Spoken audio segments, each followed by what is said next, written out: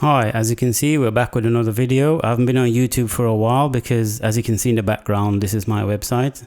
And I've been on my website putting on content on there. So that's where I've been, but I'm not neglecting my YouTube channel at all. But today, what I want to discuss is the article that I've written today regarding R. Kelly, him being arrested. Now, I won't be able to actually upload this video until Monday because my weekends is going to be extremely busy. So that's that. Let me just clear this cookie notice out the way and let's just jump straight into this video. So let me just double click here, or single click rather, and just jump into this video. So so we have this article that I've written regarding R. Kelly, and as you know, R. Kelly has been arrested by NYPD detectives and Homeland Security, and he's going to be basically transported to to New York to face 13 counts, which consist of child pornography, sex crimes, and obstruction of justice. Now, I'm not sure what the obstruction of justice is, but hey, that's what they're putting in there. I'm not going to go through all this article word for word, so don't worry. But what I will do is just pick out certain highlights for you and just discuss it quickly. But if you really want to read the article and support me, just basically click over and go over there and and have a good little read. I've tried to put things in bite-sized, digestible amounts for you, so to make good reading. As you well may be aware of, yesterday evening, R. Kelly was scheduled to be transported to New York, according to law enforcers here. So that's that situation. And obviously, as I say, he's going to face separate indictment charges, which I've outlined below. Now, all I do know as well is that today in Atlanta, 9:30 a.m., they're supposed to sort of give a press conference in regards to R. Kelly's situation, his legal team and so on. But as we stand, he has 13 new charges that's levied against him, which I've outlined already below, and I've sort of highlighted it here again for you. So the thing that I'm now saying is that R. Kelly, the back for him, and I think this time he might end up in prison, because if you remember, if I scroll down, back in 2008 he was acquitted, and he was acquitted for I think it was 14 charges that was levied against him, and he beat those 14 counts rather. So it was a matter of 21 counts that was later reduced to 14, and it all started in 2002, back in 2002, when he stood trial for that 21 counts, which was then later reduced to 14. And that was for allegedly child pornography, due to that video that was circulating on the internet. You remember that video where he was, urinating on a underage girl, and that's what that was about. So, and he was acquitted for it, all 14 counts. And allegedly he's maintained that, since then, that he has done nothing wrong. So that's that situation. Now here we are again in 2019. He's back in the courts again. He's had spats with his estranged wife and kid, where he's back and forth in terms of child support and child support payments, and even the difficulty with him raising the funds to bail himself out of jail when he was initially arrested and so on. So we're all familiar with that in the press as well. But currently, as it stands, there's also a Homeland Security is basically opening up a human traffic charge against R. Kelly, with over 24 agents. That's over 24 agents working on a case. This is not funny, but I have to laugh. This just goes to show you that they're not playing. How Homeland Security is going to dedicate over 24 agents on this one case against R. Kelly. Taxpayers' money is going to be funding that, obviously. And basically what they're saying is the federal charges, stems from, the Mann Act, where it deals with transporting underage girls across state line. So this is just crazy to me. And this is on top of, remember, these counts here. So you might think, oh, you skipped over this. No, I'm coming back to it. So you have here where, right now he's looking at 11 counts of sexual assault and abuse. 4 of those, out of those 11 counts, 4 of those include aggravated criminal sexual assault. 2 counts on aggravated criminal sexual abuse. And apparently there's another 10 counts of aggravated sexual abuse on a separate case, which is similar to the one above it. So whether this one is by, this separate case is by Chicago Police Department, and I don't know. But that's how that is.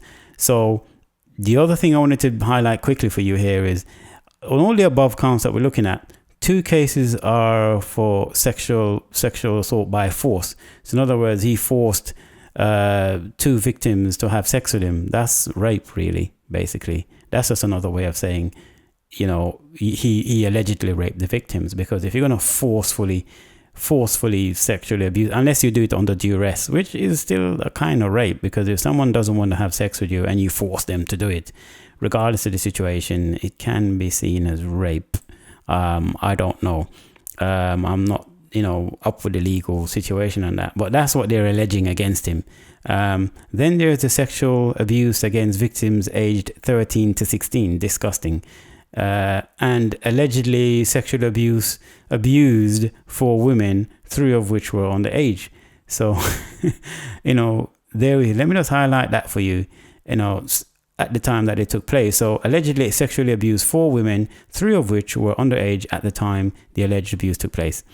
And that's the situation. And obviously, from what I'm gathering, allegedly he pled guilty to all those charges, pleading his innocence and so on. So we have these situations going on, and compacting on all of that, the other accusations that we know of is basically where he was being accused, allegedly, as, being a serial predator towards underage girls dating back to 1996.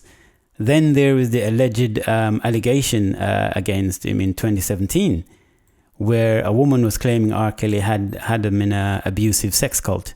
We've heard about this on the social media a lot as well, where apparently you have the sex cult and women in different locations and addresses and so on and so forth.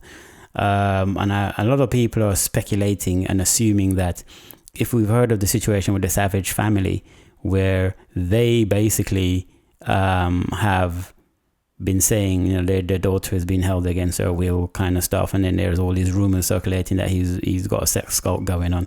That's basically that situation here. Not particularly to do with the Savage daughter, because as you know, the Savage daughters the Savage daughter has come forward on social media and on camera several times and basically says she's there against her free will. She's there with her free will, rather.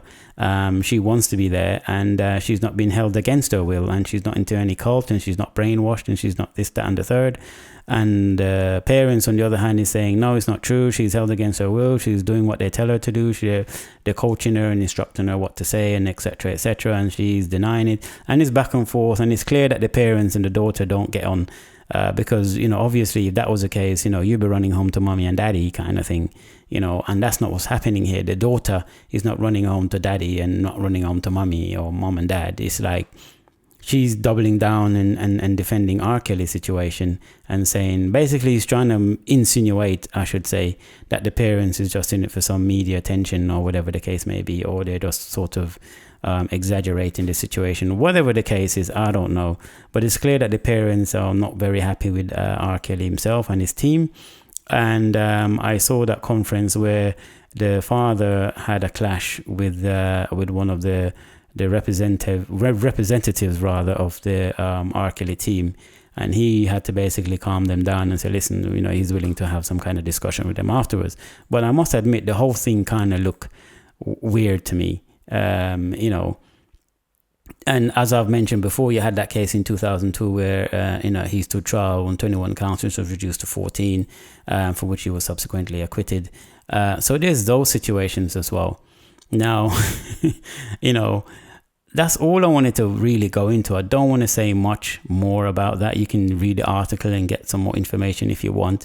But I just thought I'd highlight a few things. I must say, I did do an article, a 4-video series article, if you like, on R. Kelly back when he... you remember when, he had the Lifetime documentary that was, circulating around about surviving R. Kelly?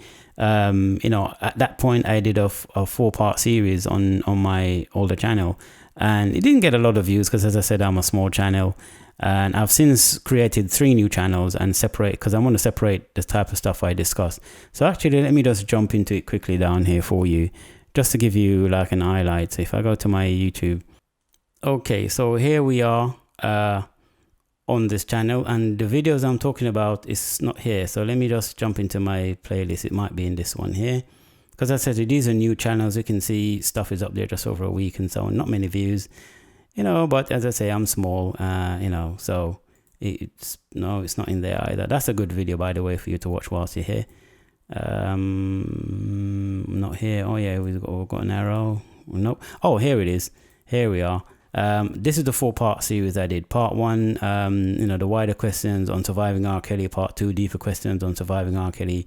Part 3, drilling down on surviving R. Kelly. And Part 4, summing up on the wider questions about surviving R. Kelly. So go and check out those 4 videos. I tried to be as balanced as I could in those videos. I talk about the victims, genuine victims. I talk about potential alleged victims who are just in it because they've got a book that they want to promote, or they got some kind of TV program or series or something they have going on, and it's just a way to get eyeballs onto that. And then there are situations like I've done this video with Nelly and Chris Brown. If you remember Chris Brown, back then he was there were sexual allegations against him allegedly for sexual assault in Paris with that French model.